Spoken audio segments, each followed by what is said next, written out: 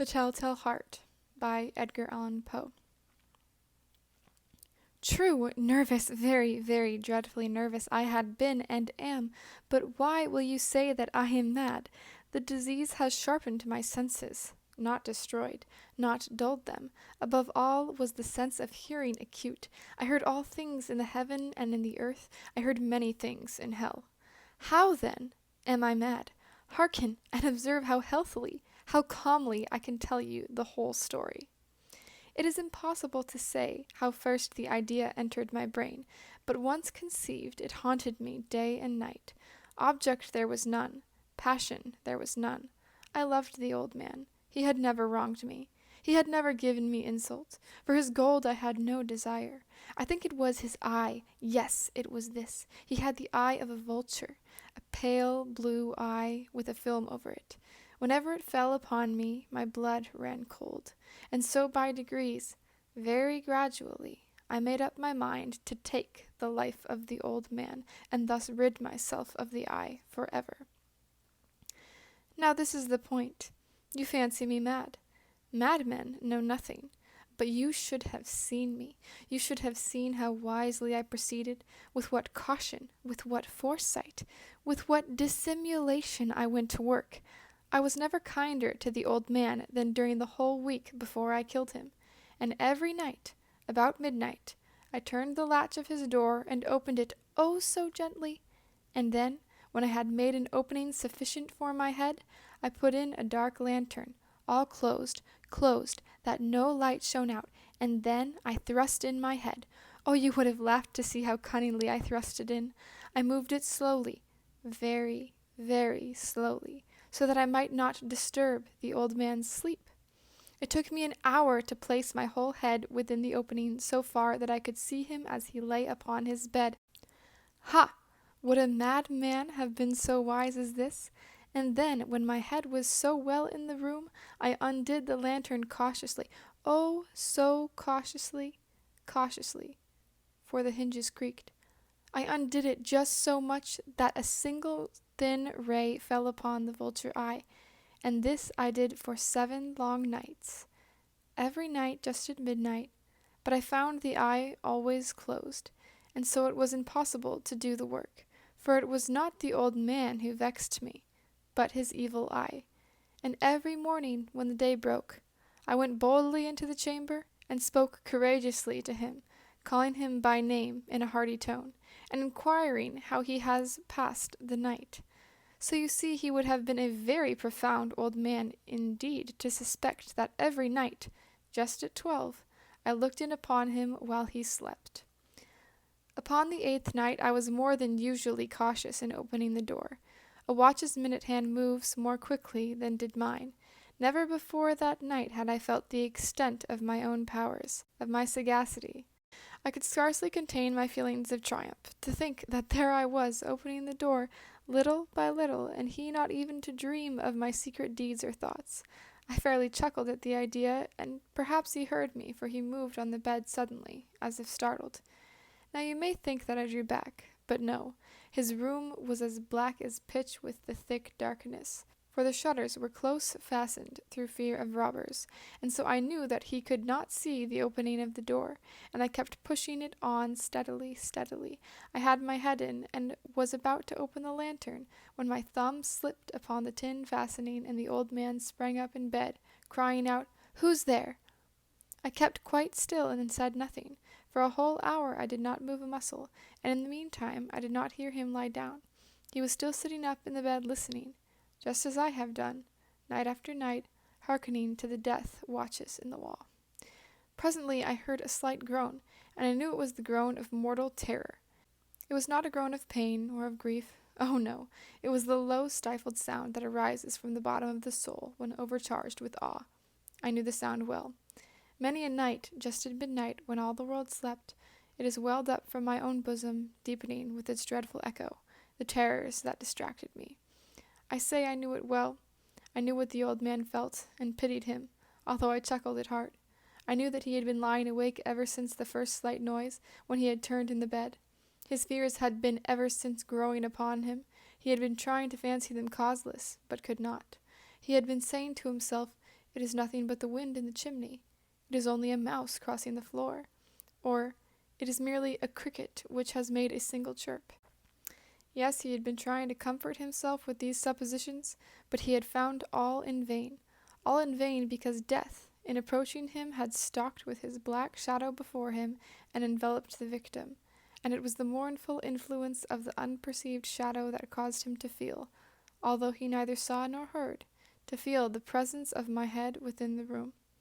When I had waited a long time, very patiently, without hearing him lie down, I resolved to open a very, very little crevice in the lantern. So I opened it. You cannot imagine how stealthily, until at length a simple dim ray, like the thread of the spider, shot from out the crevice and fell full upon the vulture eye. It was open, wide open, and I grew furious as I gazed upon it. I saw it with perfect distinctness, all a dull blue, with a hideous veil over it that chilled the very marrow in my bones. But I could see nothing else of the old man's face or person, for I had directed the ray as if by instinct, precisely upon the damned spot. And have I not told you that what you mistake for madness is but over-acuteness of the senses? Now, I say, there came to my ears a low, dull, quick sound, such as a watch makes when enveloped in cotton. I knew that sound well, too. It was the beating of the old man's heart. It increased my fury as the beating of a drum stimulates the soldier into courage. But even yet I refrained and kept still. I scarcely breathed. I held the lantern motionless. I tried how steadily I could maintain the ray upon the eye. Meantime the hellish tattoo of the heart increased. It grew quicker and louder every instant. The old man's terror must have been extreme. It grew louder, I say, louder every moment. Do you mark me well? I have told you that I am nervous. So I am. And now at the dead hour of the night, amid the dreadful silence of that old house, so strange a noise as this excited me to uncontrollable terror. Yet for some minutes longer I refrained and stood still. But the beating grew louder. I thought the heart must burst, and now a new anxiety seized me. The sound would be heard by a neighbor. The old man's hour had come. With a loud yell I threw open the lantern and leaped into the room. He shrieked once only. In an instant I dragged him to the floor and pulled the heavy bed over him. I then smiled gaily to find the deed so far done. But for many minutes the heart beat on with a muffled sound. This, however, did not vex me. It would not be heard through the wall. At length it ceased. The old man was dead. I removed the bed and examined the corpse. Yes, he was stone dead. I placed my hand upon the heart and held it there many minutes. There was no pulsation. He was stone dead. His eye would trouble me no more. If still you think me mad, you will think so no longer when I describe the wise precautions I took for the concealment of the body. The night waned, and I worked hastily, but in silence. First of all, I dismembered the corpse. I cut off the head and the arms and the legs. I then took up 3 planks from the flooring of the chamber and deposited all between the scantlings. I then replaced the boards so cleverly, so cunningly, that no human eye, not even his, could have detected anything wrong. There was nothing to wash out, no stain of any kind, no blood spot whatever. I had been too wary for that. A tub had caught all, ha! When I had made an end of these labors, it was 4 o'clock, still dark as midnight. As the bell sounded the hour, there came a knocking at the street door. I went down to open it with a light heart, for what had I now to fear? There entered 3 men, who introduced themselves, with perfect suavity, as officers of the police. A shriek had been heard by a neighbor during the night. Suspicion of foul play had been aroused. Information had been lodged at the police office, and they, the officers, had been deputed to search the premises. I smiled, for what had I to fear? I bade the gentleman welcome. The shriek, I said, was my own in a dream. The old man, I mentioned, was absent in the country. I took my visitors all over the house. I bade them search well. I led them at length to his chamber. I showed them his treasures, secure, undisturbed. In the enthusiasm of my confidence, I brought chairs into the room and desired them here to rest from their fatigues, while I myself, in the wild audacity of my perfect triumph, placed my own seat upon the very spot beneath which reposed the corpse of the victim. The officers were satisfied. My manner had convinced them. I was singularly at ease. They sat, and while I answered cheerily, they chatted of familiar things. But ere long I felt myself getting pale and wished them gone. My head ached, and I fancied a ringing in my ears. But still they sat and still chatted. The ringing became more distinct. It continued and became more distinct. I talked more freely to get rid of the feeling, but it continued and gained definiteness, until, at length, I found that the noise was not within my ears. No doubt I now grew very pale, but I talked more fluently and with a heightened voice. Yet the sound increased, and what could I do? It was a low, dull, quick sound, much such a sound as a watch makes when enveloped in cotton. I gasped for breath, and yet the officers heard it not. I talked more quickly, more vehemently, but the noise steadily increased. I arose and argued about trifles, in a high key and with violent gesticulations, but the noise steadily increased. Why would they not be gone? I paced the floor to and fro with heavy strides, as if excited to fury by the observations of the men, but the noise steadily increased. Oh God, what could I do? I foamed, I raved, I swore. I swung the chair upon which I had been sitting and grated it upon the boards, but the noise arose over all and continually increased. It grew louder, louder, louder, and still the men chatted pleasantly and smiled. Was it possible they heard not? Almighty God, no, no, they heard, they suspected, they knew. They were making a mockery of my horror. This I thought, and this I think. But anything was better than this agony, anything was more tolerable than this derision. I could bear those hypocritical smiles no longer. I felt that I must scream or die. And now again, hark, louder, louder, louder, louder. Villains, I shrieked, dissemble no more. I admit the deed. Tear up the planks. Here, here, it is the beating of his hideous heart.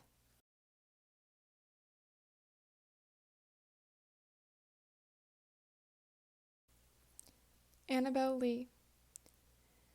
It was many and many a year ago, in a kingdom by the sea, that a maiden there lived whom you may know by the name of Annabel Lee. And this maiden she lived with no other thought than to love and be loved by me. I was a child, and she was a child in this kingdom by the sea. But we loved with a love that was more than love, I and my Annabel Lee, with a love that the winged seraphs of heaven coveted her and me. And this was the reason that long ago, in this kingdom by the sea, a wind blew out of a cloud, chilling my beautiful Annabel Lee, so that her high-born kinsman came and bore her away from me, to shut her up in a sepulchre in this kingdom by the sea. The angels, not half so happy in heaven, went envying her and me. Yes, that was the reason, as all men know, in this kingdom by the sea, that the wind came out of the cloud by night, chilling and killing my Annabel Lee. But our love, it was stronger by far than the love of those who were older than we, of many far wiser than we, and neither the angels in heaven above nor the demons down under the sea can ever dissever my soul from the soul of the beautiful Annabel Lee. For the moon never beams without bringing me dreams of the beautiful Annabel Lee, and the stars never rise but I feel the bright eyes of the beautiful Annabel Lee. And so all the night tide I lie down by the side of my darling, my life and my bride, in her sepulchre there by the sea, in her tomb by the sounding sea.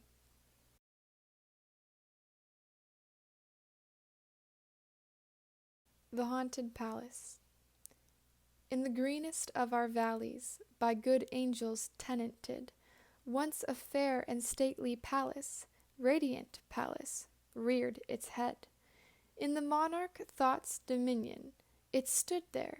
Never seraph spread a pinion over fabric half so fair.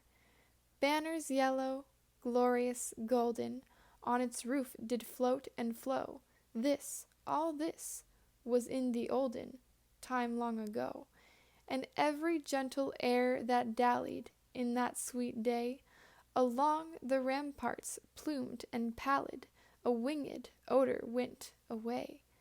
Wanderers in that happy valley, through two luminous windows, saw spirits moving musically to a lute's well-tuned law, round about a throne where, sitting, Porphyrogene, in state his glory well befitting, the ruler of the realm was seen.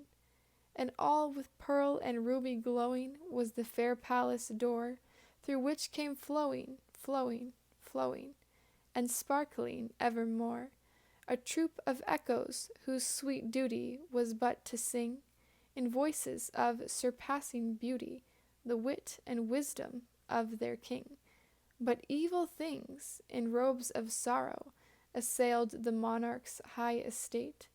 Ah, let us mourn, for never morrow shall dawn upon him desolate.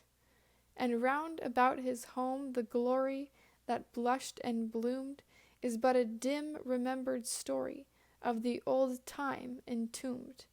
And travelers now within that valley through the red litten windows see vast forms that move fantastically to a discordant melody, while like a ghastly rapid river through the pale door a hideous throng rush out forever and laugh, but smile no more.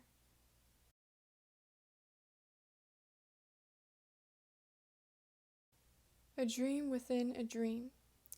Take this kiss upon the brow, and, in parting from you now, thus much let me avow: you are not wrong who deem that my days have been a dream. Yet if hope has flown away in a night or in a day, in a vision or in none, is it therefore the less gone? All that we see or seem is but a dream within a dream. I stand amid the roar of a surf-tormented shore, and I hold within my hand grains of the golden sand. How few! Yet how they creep through my fingers to the deep, while I weep, while I weep. O God, can I not grasp them with a tighter clasp? O God, can I not save one from the pitiless wave? Is all that we see or seem but a dream within a dream?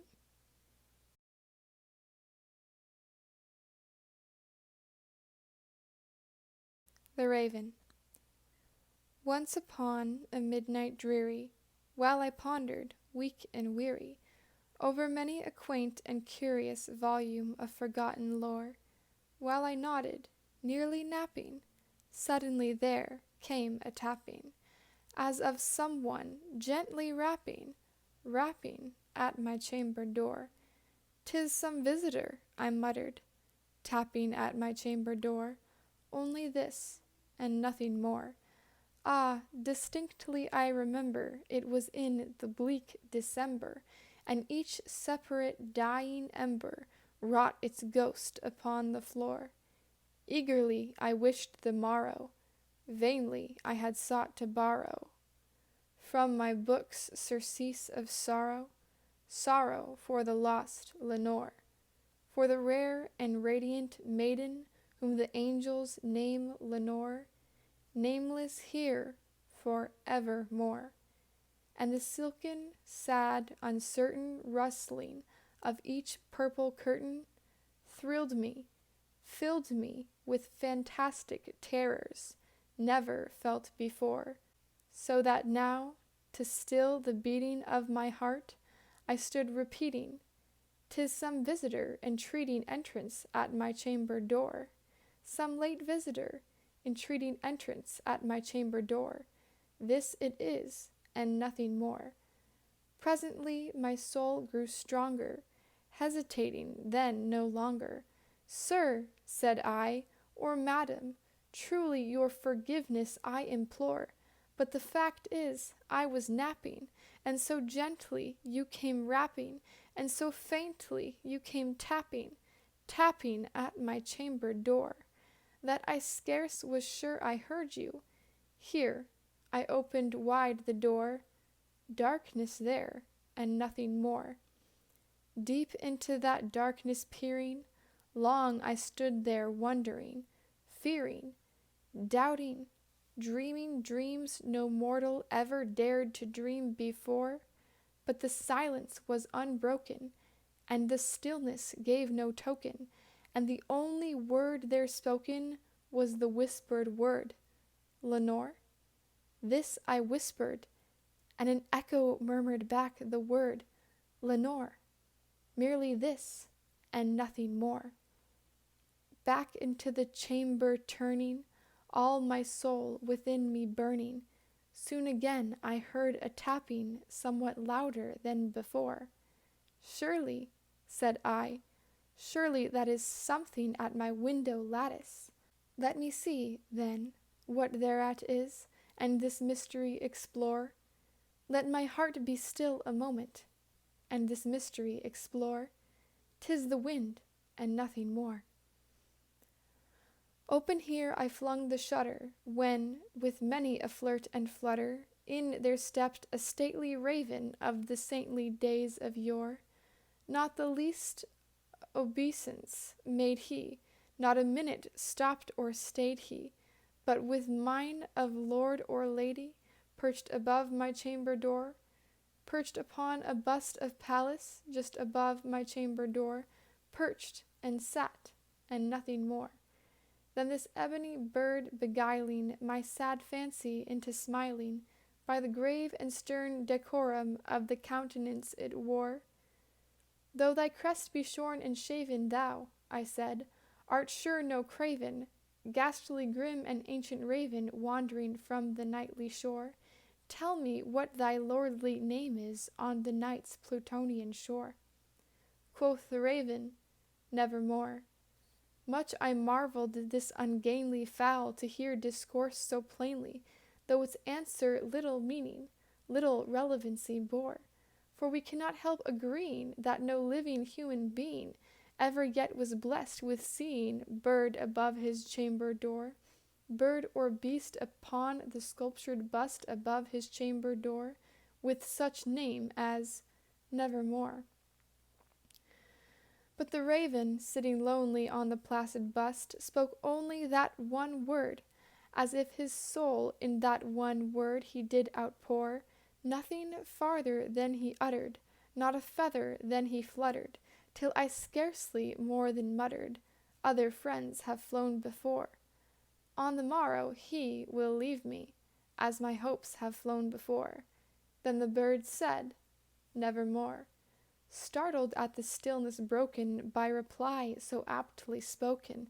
Doubtless, said I, what it utters is its only stock and store, caught from some unhappy master, whom unmerciful disaster followed fast and followed faster, till his songs one burden bore, till the dirges of his hope that melancholy burden bore of nevermore. But the raven still beguiling all my fancy into smiling, straight I wheeled a cushioned seat in front of bird and bust and door. Then upon the velvet sinking, I betook myself to linking fancy unto fancy, thinking what this ominous bird of yore, what this grim, ungainly, ghastly, gaunt, and ominous bird of yore meant in croaking nevermore. This I sat engaged in guessing, but no syllable expressing to the fowl whose fiery eyes now burned into my bosom's core. This and more I sat divining, with my head at ease reclining, on the cushion's velvet lining that the lamplight gloated o'er, but whose velvet violet lining with the lamplight gloating o'er, she shall press, nevermore. Then methought the air grew denser, perfumed from an unseen censer, swung by seraphim whose footfalls tinkled on the tufted floor. Wretch, I cried, thy God hath lent thee, by these angels he hath sent thee, respite, and nepenthe from the memories of Lenore. Quaff, oh quaff, this kind nepenthe, and forget this lost Lenore. Quoth the raven, Nevermore. Prophet, said I, thing of evil, prophet still, if bird or devil, whether tempter sent or whether tempest tossed thee here ashore, desolate, yet all undaunted, on this desert land enchanted, on this home by horror haunted, tell me truly, I implore, is there balm in Gilead? Tell me, I implore. Quoth the raven, nevermore.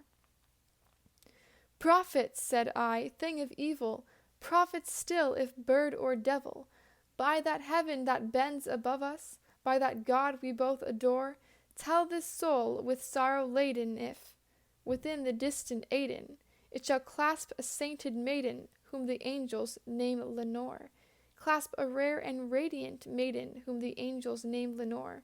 Quoth the raven, nevermore. Be that word our sign of parting, bird or fiend, I shrieked upstarting, get thee back into the tempest and the night's Plutonian shore, leave no black plume as a token of that lie thy soul hath spoken, leave my loneliness unbroken, quit the bust above my door, take thy beak from out my heart, and take thy form from off my door. Quoth the raven, nevermore. And the raven, never flitting, still is sitting, on the pallid bust of Pallas just above my chamber door, and his eyes have all the seeming of a demon's that is dreaming, and the lamplight o'er him streaming throws his shadow on the floor, and my soul from out that shadow that lies floating on the floor shall be lifted, nevermore.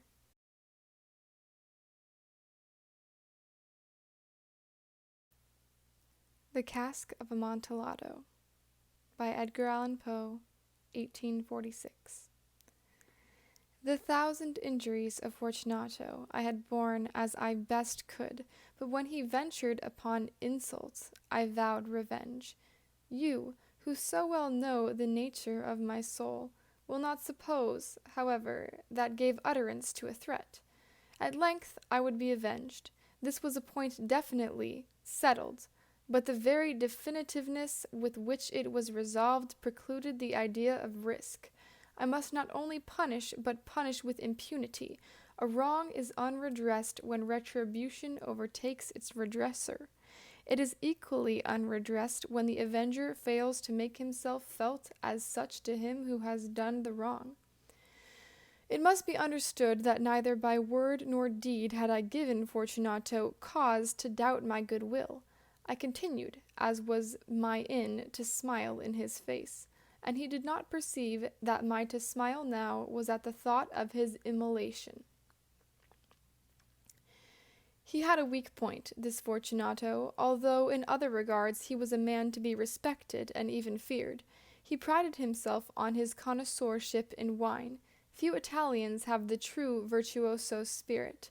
For the most part, their enthusiasm is adopted to suit the time and opportunity, to practice imposture upon the British and Australian millionaires. In painting and in gemmery, Fortunato, like his countrymen, was a quack, but in the matter of old wines he was sincere. In this respect I did not differ from him materially. I was skilful in the Italian vintages myself, and bought largely whenever I could. It was about dusk, one evening during the supreme madness of the carnival season, that I encountered my friend. He accosted me with excessive warmth, for he had been drinking much. The man wore motley. He had on a tight-fitting party-striped dress, and his head was surmounted by the conical cap and bells. I was so pleased to see him that I thought I should never have done wringing his hand. I said to him, "My dear Fortunato, you are luckily met. How remarkably well you are looking today. But I have received a pipe of what passes for Amontillado, and I have my doubts." "How?" said he. "Amontillado? A pipe? Impossible! And in the middle of the carnival?" "I have my doubts," I replied, "and I was silly enough to pay the full Amontillado price without consulting you in the matter. You were not to be found, and I was fearful of losing a bargain." "Amontillado!" "I have my doubts." "Amontillado!" "And I must satisfy them." "Amontillado!" "As you are engaged, I am on my way to Lucrece. If anyone has a critical turn, it is he. He will tell me, Lucrezi cannot tell Amontillado from sherry. And yet some fools will have it that his taste is a match for your own. Come, let us go. Whither? To your vaults. My friend, no, I will not impose upon your good nature. I perceive you have an engagement. Lucrezi, I have no engagement. Come. My friend, no, it is not the engagement, but the severe cold with which I perceive you are afflicted. The vaults are insufferably damp, they are encrusted with nitre. Let us go, nevertheless, the cold is merely nothing. Amontillado, you have been imposed upon, and as for Lucrezi, he cannot distinguish sherry from Amontillado. Thus speaking, Fortunato possessed himself of my arm, and putting on a mask of black silk and drawing a roquelaire closely around my person, I suffered him to hurry me to my palazzo. There were no attendants at home. They had been absconded to make merry in honor of the time. I had told them that I should not return until the morning, and had given them explicit orders not to stir from the house. These orders were sufficient, I well knew, to ensure their immediate disappearance, one and all, as soon as my back was turned. I took from their sconces 2 flambeaux, and giving one to Fortunato, bowed him through several suites of rooms to the archway that led into the vaults. I passed down a long and winding staircase, requesting him to be cautious as he followed. We came at length to the foot of the descent, and stood together upon the damp ground of the catacombs of the Montresors. The gait of my friend was unsteady, and the bells upon his cap jingled as he strode. The pipe, he said. It is farther on, said I, but observe the white web-work which gleams from these cavern walls. He turned towards me, and looked into my eyes with 2 filmy orbs that distilled the rheum of intoxication. Nitre? He asked, at length. Nitre, I replied. How long have you had that cough? My poor friend found it impossible to reply for many minutes. It is nothing, he said, at last. Come, I said, with decision. We will go back. Your health is precious. You are rich, respected, admired, beloved. You are happy, as once I was. You are a man to be missed. For me it is no matter. We will go back. You will be ill, and I cannot be responsible. Besides, there is Lucrezi. Enough, he said. The cough's a mere nothing. It will not kill me. I shall not die of a cough. True, true, I replied, and indeed I had no intention of alarming you unnecessarily, but you should use all proper caution. A draught of this Medoc will defend us from the damps. Here I knocked off the neck of a bottle which I drew from a long row of its fellows that lay upon the mould. Drink, I said, presenting him the wine.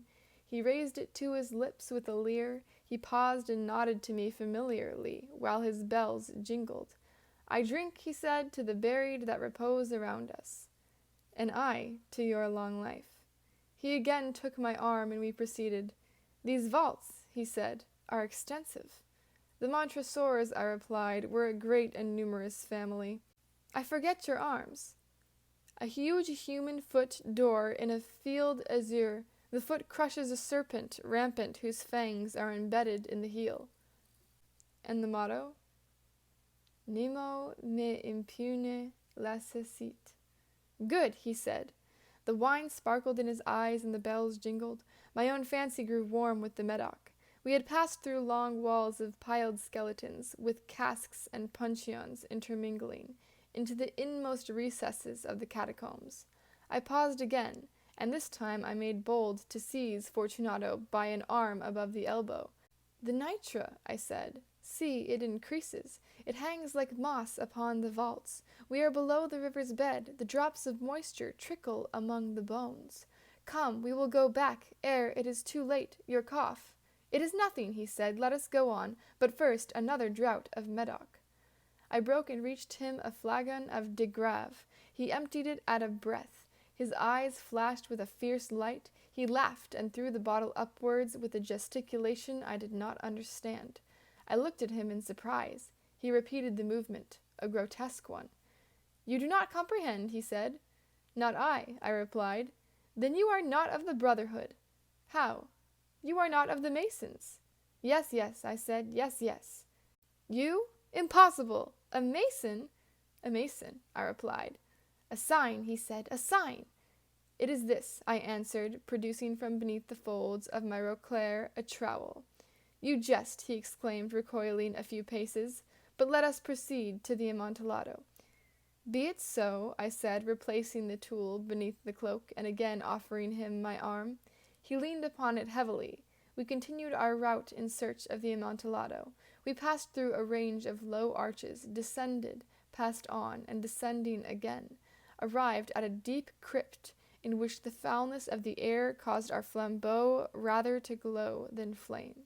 At the most remote end of the crypt there appeared another less spacious.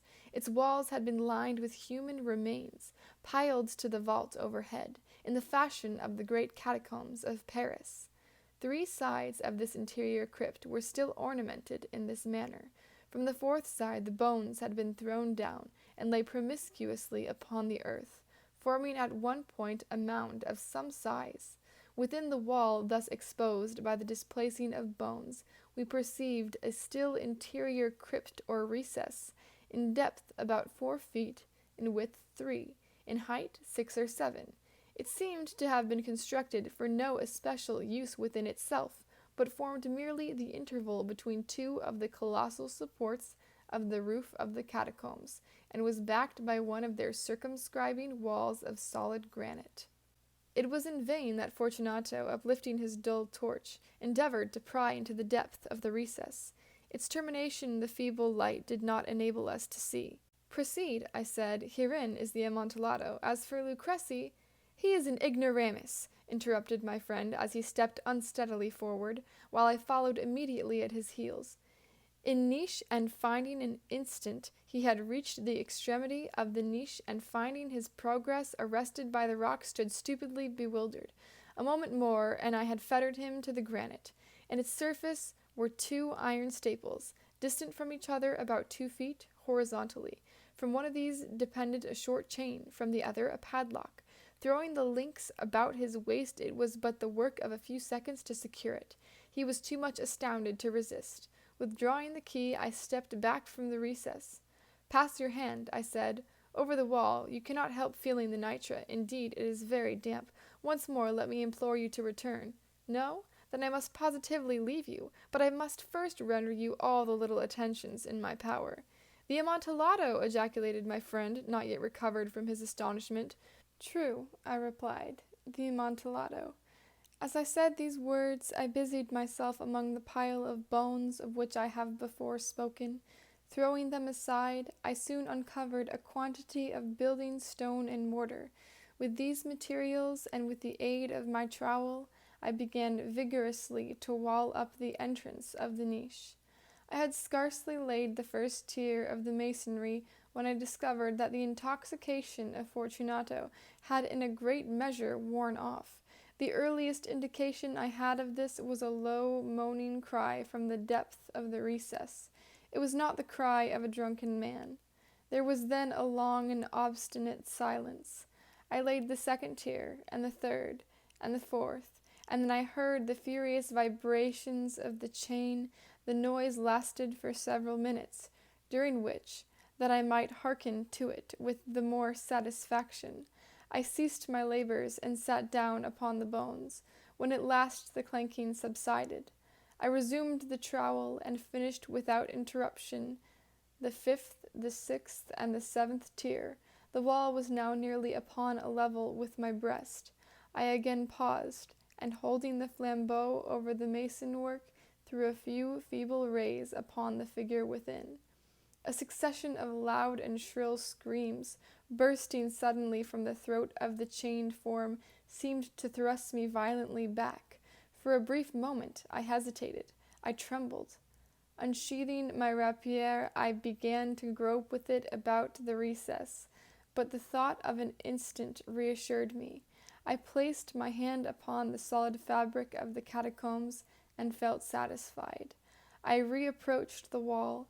I replied to the yells of him who clamored. I re-echoed. I aided. I surpassed them in volume and in strength. I did this, and the clamorer grew still. It was now midnight, and my task was drawing to a close. I had completed the 8th, the 9th, and the 10th tier. I had finished a portion of the last and the 11th. There remained but a single stone to be fitted and plastered in. I struggled with its weight. I placed it partially in its destined position, but now there came from out the niche a low laugh that erected the hairs upon my head. It was succeeded by a sad voice, which I had difficulty in recognizing as that of the noble Fortunato. The voice said, "Ha, ha, ha! He, he, he! A very good joke indeed. An excellent jest. We will have many a rich laugh about it at the palazzo. He, he, he! Over our wine. He, he, he!" "The Amontillado," I said. "He, he, he, he! Yes, the Amontillado. But is it not getting late? Will not they be awaiting us at the palazzo, the Lady Fortunato and the rest? Let us be gone." "Yes," I said, "let us be gone." "For the love of God, Montresor!" "Yes," I said, "for the love of God!" But to these words I hearkened in vain for a reply. I grew impatient. I called aloud, "Fortunato!" No answer. I called again, "Fortunato!" No answer still. I thrust a torch through the remaining aperture and let it fall within. There came forth in return only a jingling of the bells. My heart grew sick. It was the dampness of the catacombs that made it so. I hastened to make an end of my labor. I forced the last stone into its position. I plastered it up. Against the new masonry I re-erected the old rampart of bones. For the half of a century no mortal has disturbed them. In pace requiescat.